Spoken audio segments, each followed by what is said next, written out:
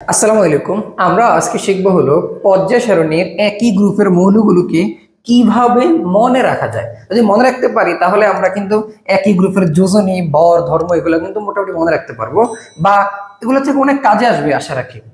আচ্ছা, আমরা যদি দেখার চেষ্টা করি গ্রুপ নাম্বার 1, এটাকে বলা হয় ক্ষার ধাতু। এটা মনে রাখার উপায় কি? আমরা খেয়াল রাখতে পারি, হাই লিনাকে রুবি সাজাবে ফ্রান্সে।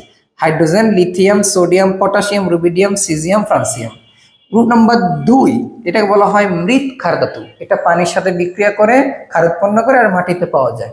তো মনে রাখতে পারি কিভাবে আমরা, বিরিয়ানি, মোগলাই, কাবাব সরিয়ে বাটিতে রাখো। Beryllium, magnesium, calcium, strontium, barium আর কিরেডিয়াম। আমার এগুলো তেমন একটা লাগে না, তবে আমরা এই যে গ্রুপ নাম্বার 3 থেকে 12 এর এই যে প্রথম যে মৌলগুলা 21 থেকে 30 পর্যন্ত এগুলো মনে রাখতে পারলেই হয়। আমাদের এটা মনে রাখতে পারি কিভাবে, স্কিনে তিব্বত ভ্যানিশিং ক্রিম মেখে ফের কবিতা নিকা করতে যাবে। এখানে কবিতা কার কার ফ্রেন্ড আছে তারা কমেন্ট বক্সে আমাকে জানাও। তারপরে দেখো গ্রুপ নাম্বার 13 এর মৌলগুলো মনে রাখার উপায় কি, বর এলো গাড়িতে ইন্ডিয়া থেকে নাচতে নাচতে। যদিও আসলে এগুলো আমাদের দরকার হয় না, কাজে লাগে না, সাধারণত 2 থেকে 3টা আমাদের কাজে লাগে। তেমন খেয়াল রাখতে পারি কি 13 নম্বর গ্রুপের মৌলগুলো, বোরন, অ্যালুমিনিয়াম, গেলিয়াম, ইন্ডিয়াম, থেলিয়াম। তাহলে বর এলো গাড়িতে ইন্ডিয়া থেকে, এটা খেয়াল রাখতে পারলে ওকে। গ্রুপ নাম্বার 14, চাঁদপুর সিটিতে গেলে স্বর্ণ পাবে। যেহেতু আমার জেলা চাঁদপুর, আমি চাঁদপুর বলতেছি। আর তোমাদের জেলা কার কোথায় তারা কমেন্ট বক্সে আমাকে জানাও যে কোন জেলা থেকে দেখতেছো আমাকে। দেখো, carbon, silicon, gallium, germanium, tin আর কি লিড। তাহলে কি বলতো, চাঁদপুর সিটিতে গেলে স্বর্ণ পাবে। নম্বর 15, নলকূপের পানিতে আর্সেনিক সমস্যা বিদ্যমান। নলকূপের পানিতে আর্সেনিক সমস্যা বিদ্যমান, তাহলে কি nitrogen, phosphorus, arsenic, antimony, bismuth. Number 16, ও এসএসসি তে পড়ে। ও এসএসসি তে পড়ে, তাহলে oxygen, sulphur, selenium, tellurium, polonium.